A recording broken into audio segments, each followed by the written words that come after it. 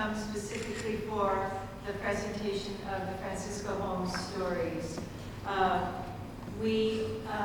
behalf of the CSJ Center for Reconciliation and Justice, which co-sponsors this program with the College of Fine and Communication Arts and the Theater Department.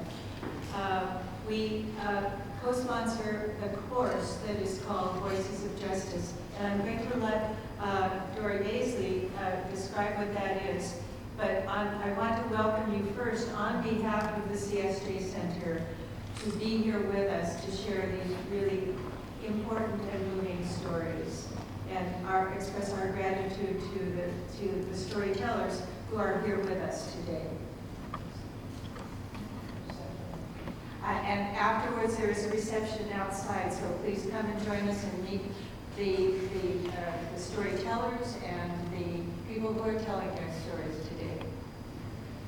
I'm the teacher, one of the playwriting teachers for the Voices of Justice class, and basically I'm welcoming you to the last day of class.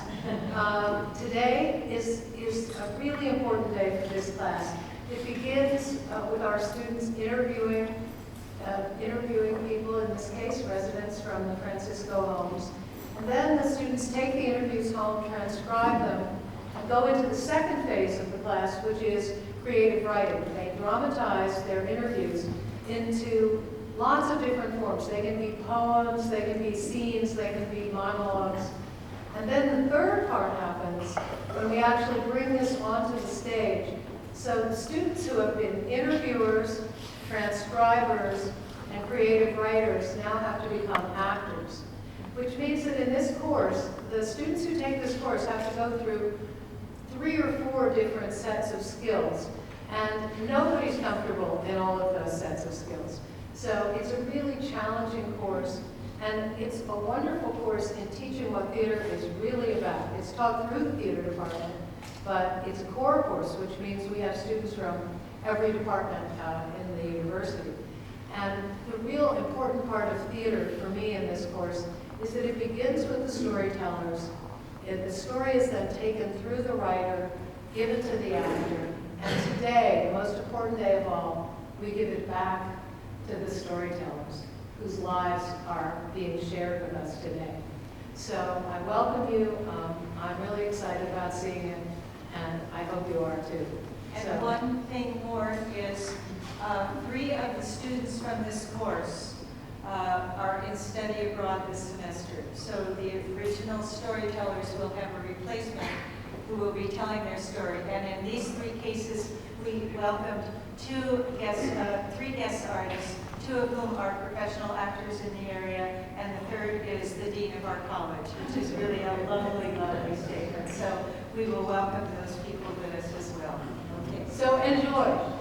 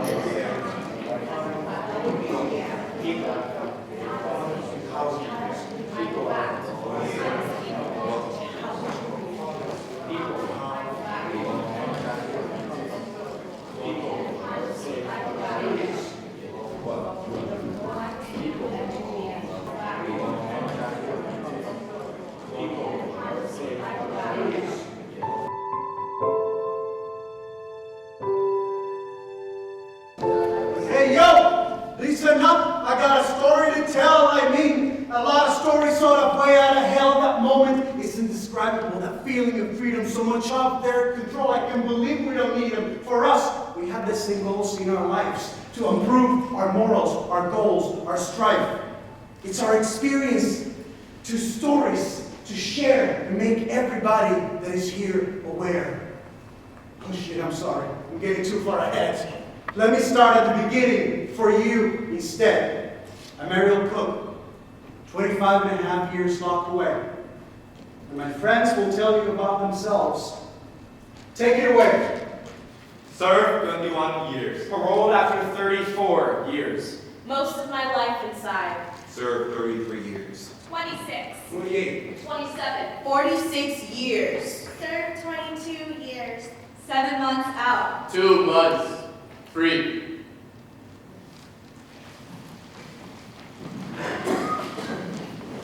You know who I am, so let's start this piece. I'll start from my beginning to release my piece. I grew up in the Philippines with my brother and mom. She had her own restaurant, but I had no papa. I had friends at school, my relatives were kind to me. But looking back, that father figure was an absentee. I searched desperately, helplessly, and with intensity until I found some new members of my family. That's where the seeds of my criminality were planted. They taught me how to fight, how to be a tough guy, take a stand. And that's where my self-esteem was based on. To make my father proud. Close your eyes. Please listen. I need to say what I see. That missing piece I needed is someone right in front of me. I was wondering where he could have gone. Why wouldn't leave us and move on? I need to find him more than ever. I want to find him and make this my endeavor. As of now, I feel like this is my qualm to overcome. The fathers, you know, can you find who you become? That's the only thing that really stuck with me about this transgression. Was that it eventually led me to my terrible endeavor. I moved to the U.S. when I was 13, 14. I believe that's when I met my fellow Filipino teens.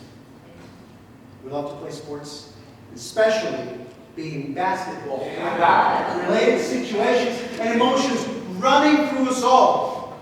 Then we started partying and being exposed to this culture helped in creating our gang infrastructure. This was the moment that would change me. The peer pressure, my resistance, did not want to agree. However, that got the best of me and eventually led me to the moment when I took a poor teen's mentality. Close your eyes, listen up. I need to say what I see. That little piece is hidden and it's right in front of me. I keep wondering where he could have gone. Where if he leave us and move on. I need his advice more than ever. I want to find him and make this my endeavor. As of now, I feel like that's my qualm to overcome. The fathers, you know, can define who we become. You know what's with me in that moment? I can't imagine what he would say. He would try to convey me and show me the way. He would listen because he's there. And then I would realize that he actually wasn't there to actually hear my cries. My mom and relatives really tried their best, but I can't really blame them for this whole damn mess. I took advantage of their guidance and I paid the price. Dear God, help me survive every day. Forgive me for my advice. Think about what I could happen since my father was over, but I always remember that my mom was there. I know that is important, and I threw that away. So dear God, please forgive me every single day. Close your eyes. Listen up. I need to say what I see. That piece is missing, and it's right in front of me. I wonder where he could have gone. Why wouldn't leave and move on? I need to find him more than ever. I want to find him and make this my endeavor. I know that this is my qualm to overcome. Father figures, you know, can define who we become. Amen, brother.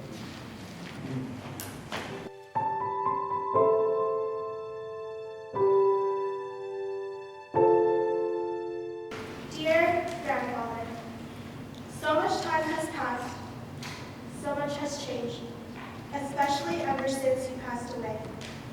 I miss the music, I miss you teaching me, I miss your compassion and persistence.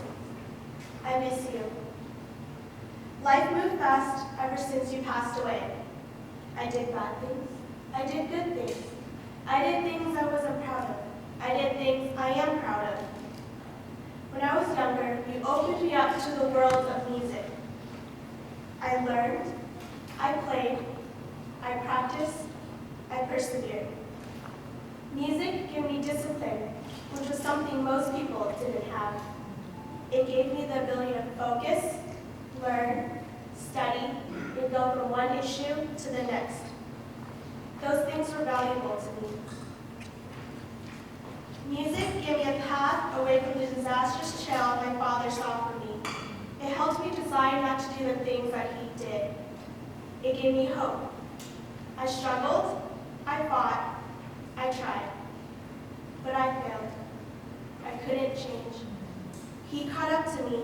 His ways slithered back into my life. I was emotional. I was violent. I wasn't me. I wasn't the person you taught me to be. I ended up back on the trail that he saw for me. I was locked up. I was secluded from the world. I was afraid. I was depressed. I was sick. I wasn't me. I hope you can forgive me. No matter where I am in life, I always think of you. You are the best part of me. You taught me things I could never forget. You're the light during my darkest hours. You gave me hope. More importantly, you saved my life. I wish you were here. I wish you could have taught me more.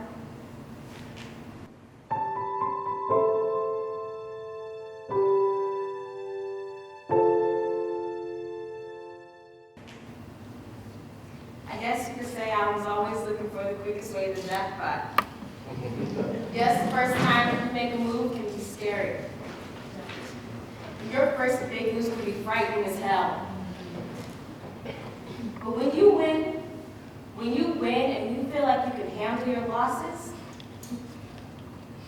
you feel like you can do anything. You feel like the world is yours and nobody can stop you. You're not afraid anymore. And once you're no longer afraid, you really have nothing to lose. I was hard-headed. It was my move against yours, and nobody could stop me. But then there comes that day when you make that big move that can make you lose it all.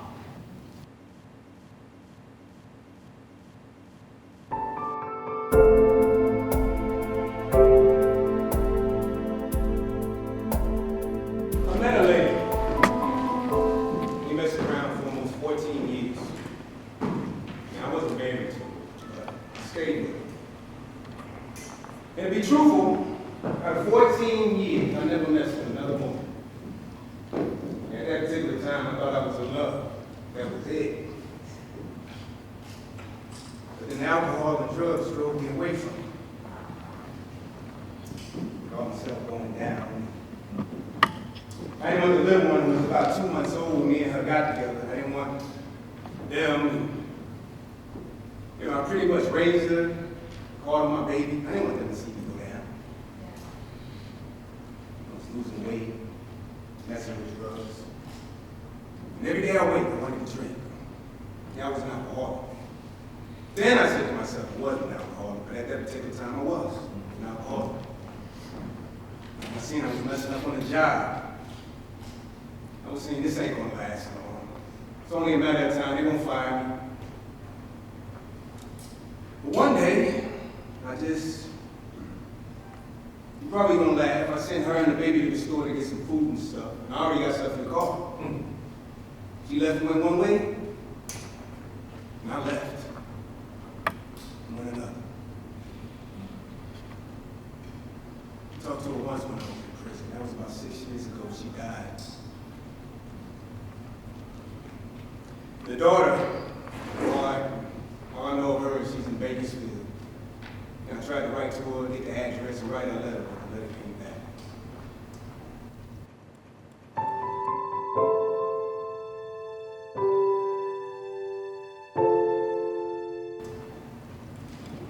Looking back, I realized I was set up for a lot of this stuff. There's my dad, and he had it worse. In a lot of ways, ways he was trying to protect me from what he had to go through. I mean, it sounds kind of twisted, but he wanted me to survive. Now, we have these rabbits, 2 little bunny rabbits that he gave us. They were pets. I don't remember how long we had them for, but I do remember what he forced us to do. I had to crack its little neck. He told me to kill it. But of course I obeyed my dad. By my hands, that little animal lost its life. I'll never forget it. Then there was the war in Vietnam. You know, you have this whole set of values, a whole moral code passed down from society, and then you go to war, and everything changes. Everything we were told was wrong, they're suddenly asking us to do. And I did it. I remember the first time. I was the gunner on the chopper, and the captain gave the order, and I hesitated. And I heard a bullet whiz past my ear, and I yanked that trigger hard. Bullets mutilated the body.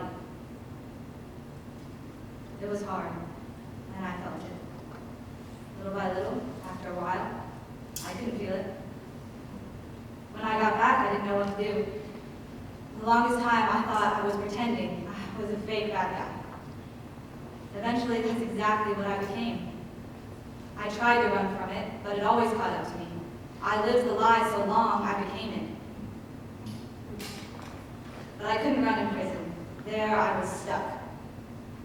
That's when I started to realize I only cried twice in my life. This was the first time I cried.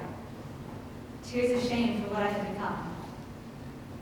All this talent, all this potential, and what did I do with it?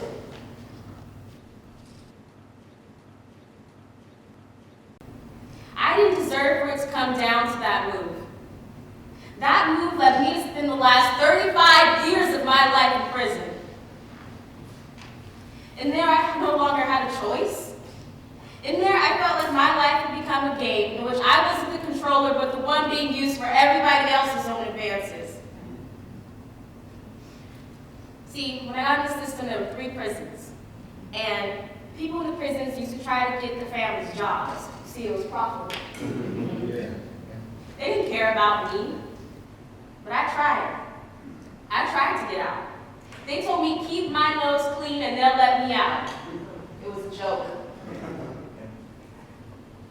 They sent me to the parole board 17 times. 17 times before they let me out. That's just how the system works. And you gotta live like that. You gotta live with them screwing with you. But then one day I found my lifeline. I heard the Francisco Homes while I was in prison. They passed around these flyers and Sister Teresa would come and visit. I never got to see her, but I just knew. I only sent out for the Francisco Homes. And they helped me. They helped me get out of prison. Yeah.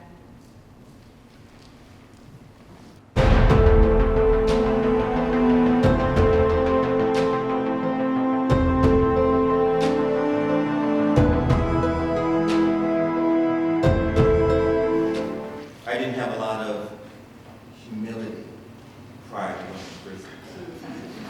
Second was empathy. I learned from the ripple effect of how horrible it was to see and hear about people that I had hurt. And now a lot of them are paranoid. They are afraid to leave their homes or go out to shopping centers, get halfway to the store and turn around and go home. A gunshot or a backfire from a car makes them paranoid, and I caused that.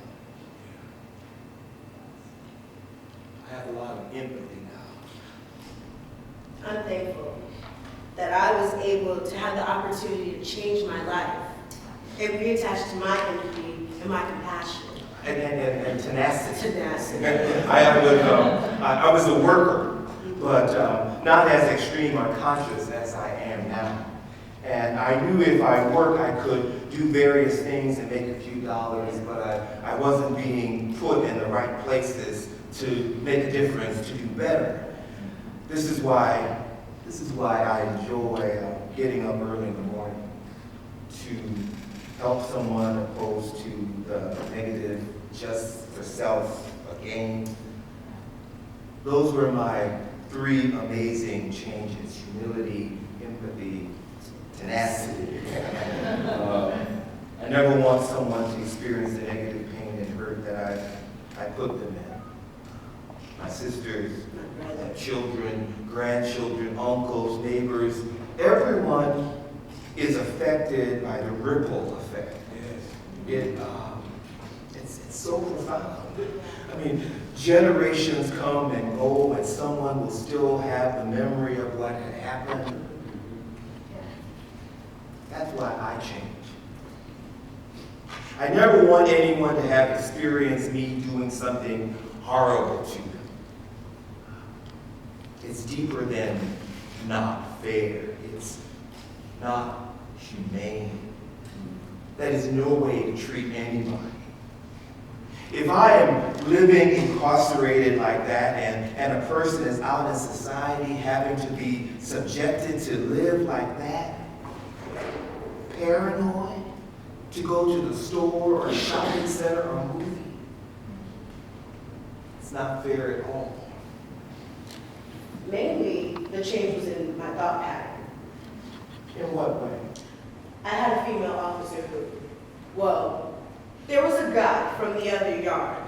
He worked on an opposite shift from me. We were working double shifts. I would work in the morning and he would work in the afternoons. I had never seen the man. Something came up missing from the locker that I had never been in, but he accused me of stealing it. And he left me a note threatening all the things he was going to do to me. When I showed it to the note to the guys in the class, we were all laughing. At the time, I was in my 40s, beard, muscular. I had a tough persona. Well, you have to put on a different demeanor. And when you do that, it's not your character. It's a character that you're forced to be. It's living under a false facade to impress the majority of your peers. So the officer comes in, and all of a sudden, she dips her hand in my shirt pocket. I said, "Hey, what's going on?"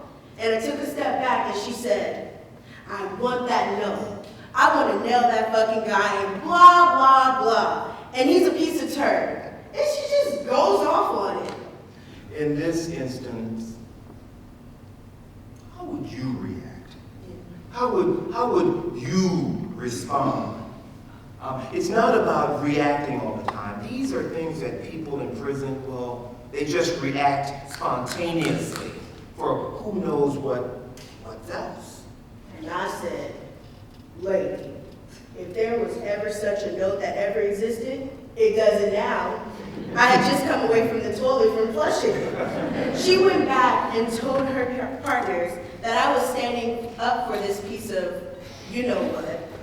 That is not what it was. She was putting me on the spot. Your sanity is being challenged in a major way. If I had given her the note, I would be a rat. And I would have to live with all these guys. So I wouldn't have given it to her. A lot of people break under pressure. But the way she came in to approach me was completely wrong. And even if I was going to give her the note, she completely flipped me off. And a lot of guys bring more hardship on themselves than they need to put up with because they're being reactive instead of proactive. She caused a reactive defense for me. My defense went straight up. Anyway, she winds up being the building officer where I live. She came in and tore up my cell one morning. She told my cellie, "We are going to search your cell. Get up, make yourself some coffee, go to the bathroom, and when you are ready, we are going to search your cell." That gave him a chance to hide anything he had. Then she tore up my stuff and left all this trash, which they are not supposed to do. People had to react accordingly. accordingly, because if they, well, you don't want to be sitting out as a potential victim when the cell door opens, you know? Honey and syrup and jelly and stuff was dumped on the floor. 4 days later, I had a medical order for a second mattress because of my back. And she comes around and takes my mattress with another officer. He was like, I don't know what she is up to, but I will get back as soon as I can. I went around and found 14 other mattresses in the building that were not medically approved, and the inmates should not have had. So I filed a retaliation complaint, a 602. A voice is a powerful thing. I go and I give it to the sergeant. He said, I'm not taking it. I said, wait a minute. I have to file a lawsuit to protect myself. The officer is bad-mouthing me. A week later, I'm walking by the gym, and she is working overtime, and she says, there goes that rat. And I am the only one outside, and there was like 15 guys at that door that can see me and know she is talking about me. One of your greatest fears in there is the unknown. Of never knowing when somebody is going to be upset and come out of their cell in the morning and decide to jump on the first person they see. So now she is trying to get me beat up or jumped on. So I file another lawsuit and let everyone know that I'm filing a lawsuit against her for retaliation. Although a prisoner cannot file for deformation.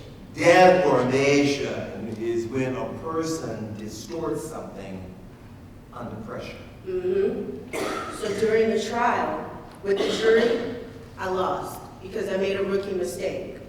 Because the 2 officers that were with her when she retaliated, I didn't sue them. I just sued her. That allowed them to get on the stand and say, it wasn't her, it was me. I did that. So the judge dismissed my case. You know, and these are the things that it makes you want to change, you know. From having no hope to some hope, because after so many years, you don't want to continue this. And I'm thankful. I'm thankful that I was able to have the opportunity to change my life. A voice is a powerful thing. So if you have a chance to make a difference with your voice, and say one person can make a difference in the world, a voice is a powerful thing. And I have been given this opportunity, and it is a pleasure to let my voice be heard.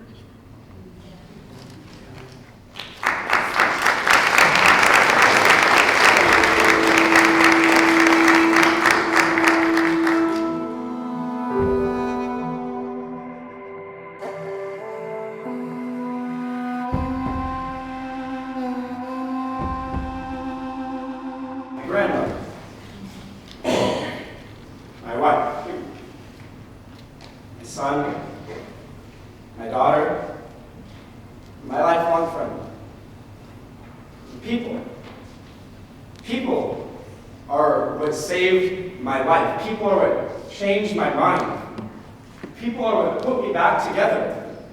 People are what set me free. Yes. Free in every sense.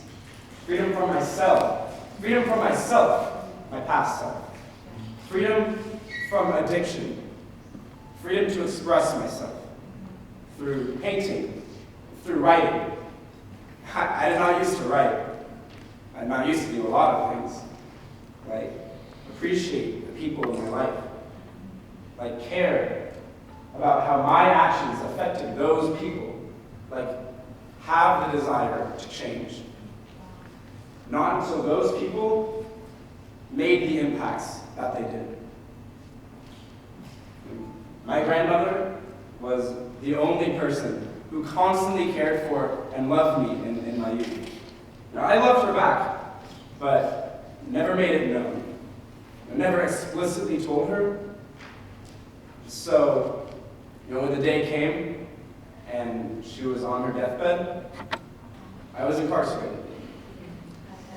I could do nothing to tell her how I felt, but she could. I received a picture of my grandmother. So weak looking, so frail, but so full of love for me. A sign, clutched tightly in her hands, read, "Johnny, I love you." Yeah, that messed me up. I never told her, "I love you, and thank you for loving me no matter what happened, no matter what I did." Yeah, that really messed me up. Drugs and alcohol, they can hurt you. They can hurt your loved ones. I had never thought about that. For the longest time, I was addicted. I was. Drugs were a part of my everyday life. Alcohol was a part of my everyday life. Even when my family would visit, I couldn't handle a day without using, without drinking. So one day, I went to see my wife and son on a visit, drunk. Happy to see them, of course. I hugged my wife and I hugged my son, but nothing could prepare me for what happened next. My son leaned in, real close, and whispered that, "Please stop smoking. Please stop drinking." I could not handle that, especially being intoxicated in that very moment. I've always loved my family very much, but my actions did not convey that. My actions spoke to them, "I clearly do not love you enough to visit you sober." I had to change. It took this to realize that I was affecting my loved ones. I was hurting them. And I could do this to them no longer.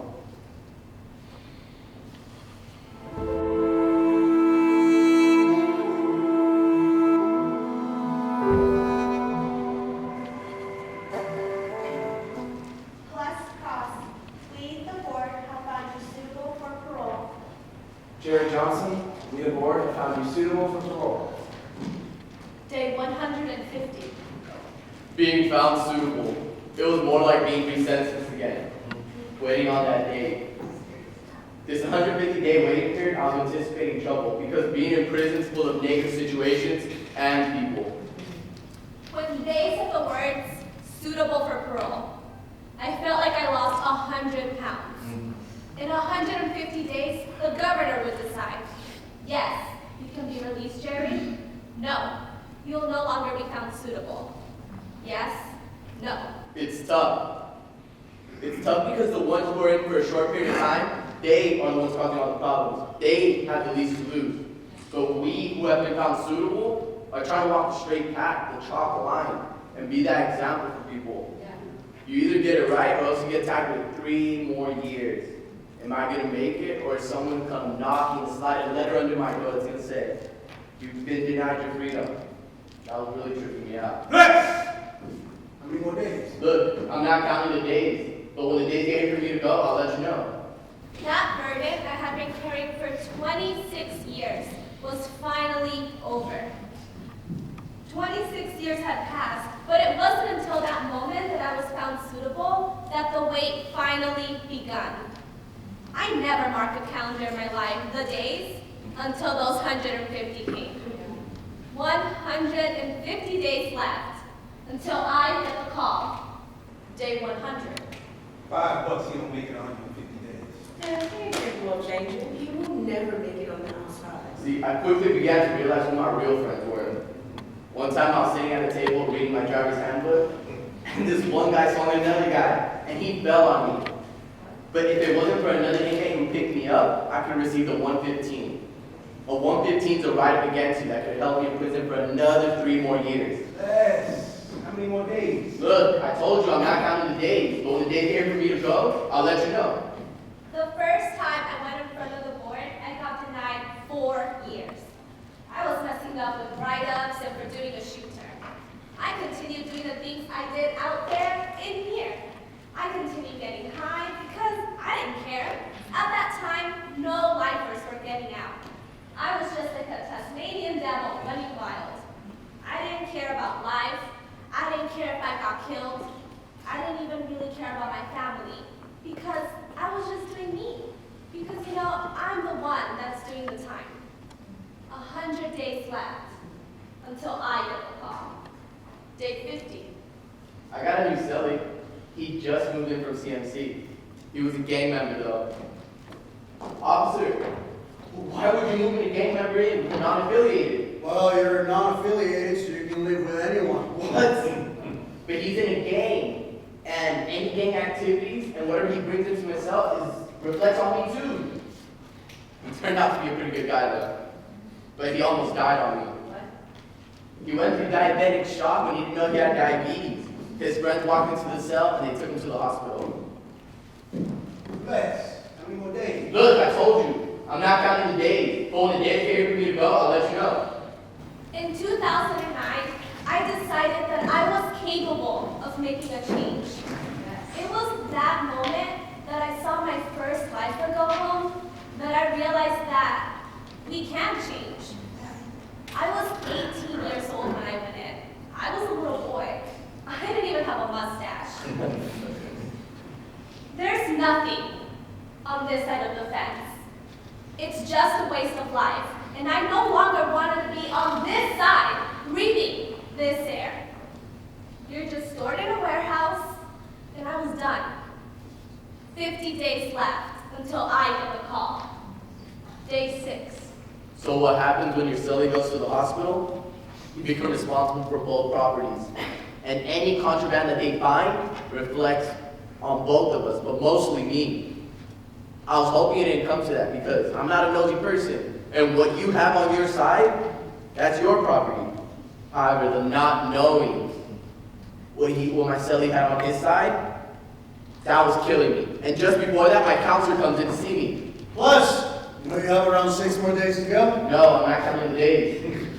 Well, you have 6 days, and you're a free man. I wasn't sharp, but I attended reading groups to try and better myself. At first, I was like that little bird in that eggshell, just chipping away. I didn't like to speak in front of people, but now I love talking in groups. I went in front of the board with 374 certificates and my high school diploma. I was getting about 10 to 20 certificates per month. Anything from AA, anger management, teen parenting, you name it, I got it. I became a mentor and I helped Paisas learn how to read English. You know, I never thought that in my life I would be helping another. But I want to help as many people as I possibly can if I can just make it onto the other side. Will the governor grant my parole? 6 days left until I get the call. Plus cross, after the 150-day wait period, the governor of California has accepted your parole. You will be suitable. Jerry Johnson, after the 150-day wait period, the governor of California has accepted your parole. You will be suitable. Day 0. Everything's finally starting to set in. Here I am today. I've grown to be very humble, loving, and caring about life and other people. I have goals that I want to achieve, you know what I mean? And on this side of the fence, I can have the possibilities to achieve them. After 26 years, I can be around my family. No more counting down the days. I'm just living, breathing, and eating. Feels good breathing on this side of the fence. Like, you know, the air. It's the same air, but it feels so good. Very good. We are free.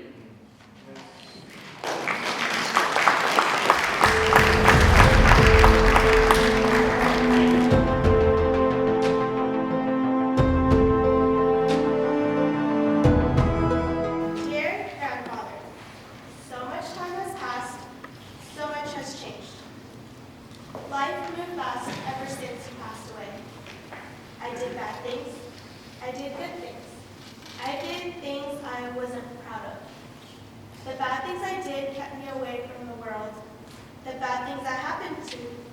happened to me inhibited my progress. I was locked up. I was afraid. I was depressed. I was sick. I wasn't me. But I overcame it. I am now free. I'm learning the new ways of life. I'm catching up with the world. I'm making up for lost time. I'm beating cancer.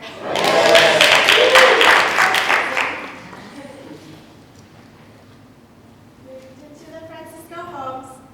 Become the house manager. Enrolled into a writing class at USC. Bought myself a computer. Oh, I made new friends. Eat good food. I'm finally changing. I'm experiencing my life. I'm creating an agenda for a kind of different life. I'm optimistic. I wish you were able to see my accomplishments, but I know that we'll see each other again. I know you're still watching over me. Until then, I'll forever be missing you. Sincerely, Michael.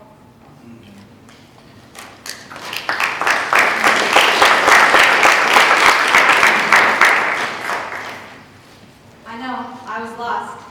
And I'm still a broken person. You know, I spent a lot of time becoming that person. I'm still working on getting out of it. It's a lifetime achievement. Actually, you know, this is a good story. Officer something, well, he had a 6-year-old daughter, and he asked me to do her jewelry box. So I decided to make her a walnut box, but because she was 6, I carved her a lady unicorn with a leg and all the flowers all around her neck. You know, just a really marvelous job with all the muscles and everything. Then Christmas comes around, and he got pictures, which to me meant more than money. And when she opened it, was the look on her face. Yeah, you know, I was able to bring something to someone through my hands, and they love it. She couldn't put it down. It means that much. See, that, to me, is what it's all about.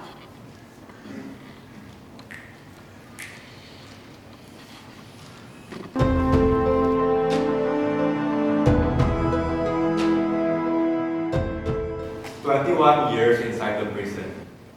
Every day was the same story. I was sick of the routine inside. I needed my freedom back. But first, I knew I needed to change. I vowed to keep improving until the day of freedom comes. The sun shines so bright today. I could feel the breeze of fresh air, the sound of birds chirping. It was the kind of joy I never felt. I can't stop myself from smiling. Surely, this must be the best feeling ever. My heart was beating nervously as I sat in the bus for my homecoming. This was going to be a long bus ride. I could barely control my emotion. No words could describe the feeling as endless thoughts seeped into my mind. Finally, I was able to see my family without my hands handcuffed, without being told that time was up. I was never this thankful in my life. Their support meant the world to me, the one thing that gave me strength. The presence of family never felt this real. The hug of my mom never felt this warm. A strong family smell filled the house. The smell of her home-cooked meal that I last ate 21 years ago. Eating has never felt this satisfying. Everything was like a dream come true. I buried all my past behind. The old me was long gone. I am a changed person now, looking towards a bright future as I walk into a new chapter of my life.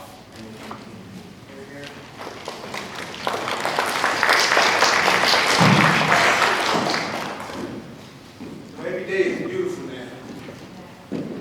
So I went to prison. And I didn't think about anybody but me. But now I realize that, there's more to life than try to watch what I say because now I realize I can say things I might not think it hurts somebody, but it might hurt. So I try to watch what I'm saying and what I'm doing because now I realize the things I do affect other people. And before I went to prison, I didn't realize that. I didn't realize that I didn't realize that, I mean, I could do the time. But I didn't realize then that that affects my family, you know? Like I hurt them as I hurt the other person. That made me want to be a better person. Then I went to try and change. I changed my life and thought, you know, trying to better myself so I could possibly get out. But man, this world is so different. There's more homeless people on the street than I've ever seen. And the prices, everything's so damn expensive. Don't get me started with the technology. I had a friend one time who was online, or whatever you call it. He made me a Facebook page, and it said, I'm old and I need money. I tried, it's hard, but I tried to punch that. Yeah, I gained all this weight myself. I was probably 200, I weigh about 220 now. It's like I got out and tried to catch up. I ate everything I seen because of all the things I missed, I wanted every day. You know, I had a friend, he come home from work, bring 4 or 5 pizzas. I try to eat the whole pizza. Like everything I seen. What kind of burger? Let me get one of those. It's the only problem I have right now. Like I'm living out of Jack in the Box, Carl's Jr. and Subway. You know, that's the only thing I hate because I don't need to eat that. You know, you may be wondering what my next move is now that I'm out of prison. Well, I don't have one. I'm just trying to live day by day and be happy. I made my peace with the man, and I just let things go and I let them lead. I'm just glad they did what. You know, I got family. They want me to come home, but I don't know. I'm undecided. I don't know how to explain all of this, you know? I mean, they're looking at me like I used to be. I mean, I'm not the same Jimmy that I used to be. I don't know if they'll understand it. Like my niece, she says, you and mama getting old, why don't you come home? I'm like, hey, I can take care of myself. She's like, no, we can do better for you. Man, I'm like that big baby, you know?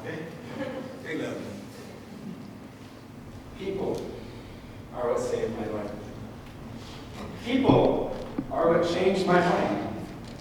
People are what put me back together. And people are what set me free. People.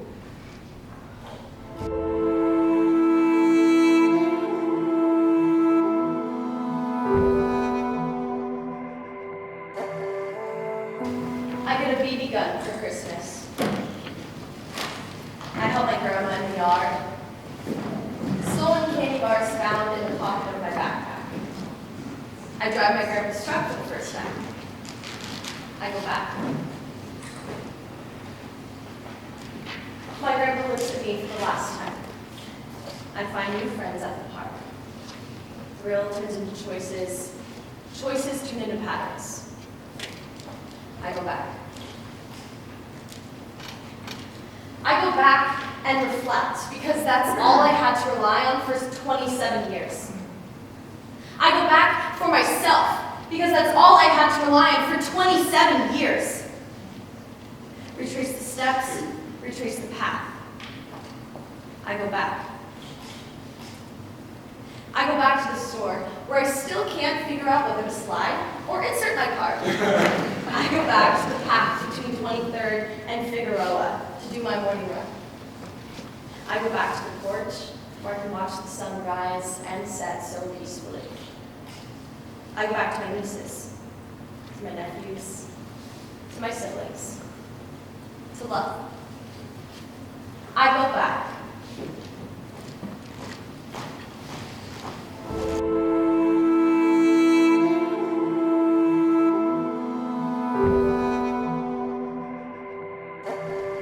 But only to go forward. Hey, yo, listen up. We've got stories for y'all. I hope you enjoyed hearing them. And above all, We want to end on a happy note to see where we end up. First, Mariel Cook. And I can say that I'm free.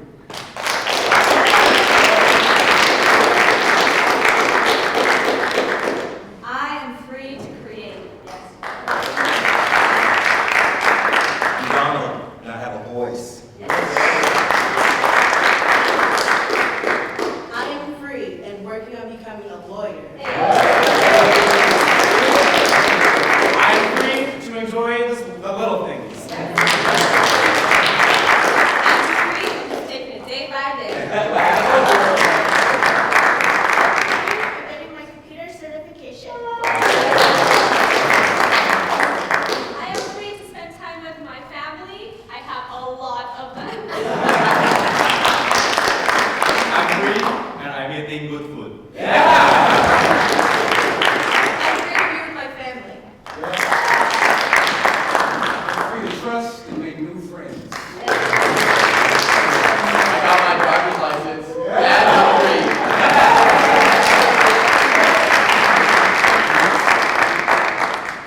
Now, you know our stories, and they will most likely continue. But the biggest question for all of y'all is, where will it lead you? Thank you.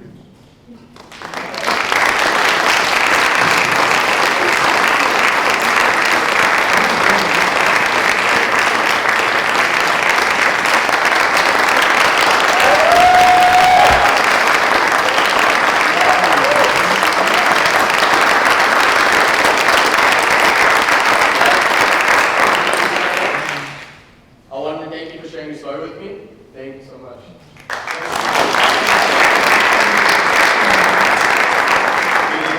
Thank you for sharing your story with me. You remind me of the value of life. Thank you so much. Will you please stand up?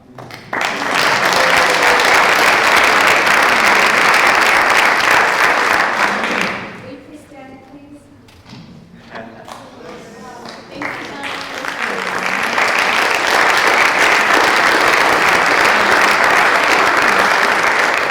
James, thank you for sharing your experience and your dreams with me. Will you please stand?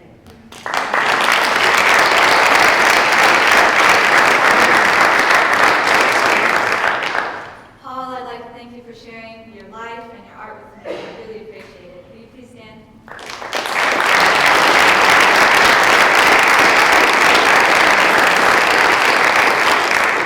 Ariel, as you know, Joe is studying abroad, so we'd like to thank you for sharing your story. I'd like to thank you as well. Please stand up. Be acknowledged.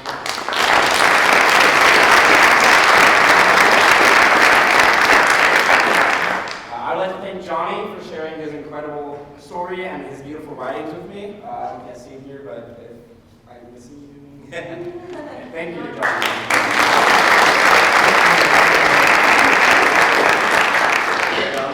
Jess is also studying abroad, but she sends her heart and our great gratitude for you sharing your story with us.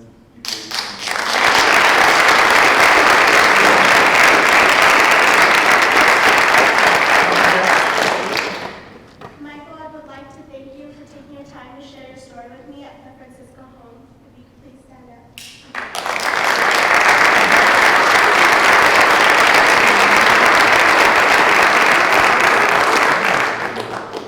Jerry, thank you so much for sharing your story with me, even though your family was in the car waiting to take you on the If you could please stand up.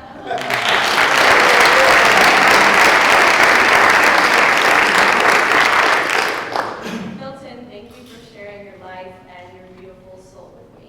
Please stand.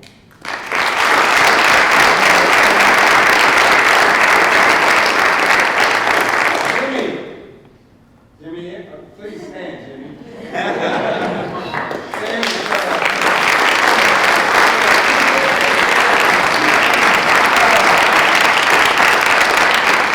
because traveling abroad, studying abroad, but Sam and I would like to thank you for sharing your beautiful story with us. Thank you so much. We would like to thank Sister Teresa and all of the residents at Francisco Homes for letting us do a little recreation of the welcome home ceremony that they do once a month for new residents to come in and receive a key, their first key back home. And we kind of imitated the freedom stick that they use as their threshold for stepping over the threshold to freedom. And so we would like to welcome the Francisco Homes residents to our home. And we'd like to give them this freedom stick. Everybody in the cast has signed it, and we'd like to present it to you to have their Sister Teresa. We're going to have you carry it back home.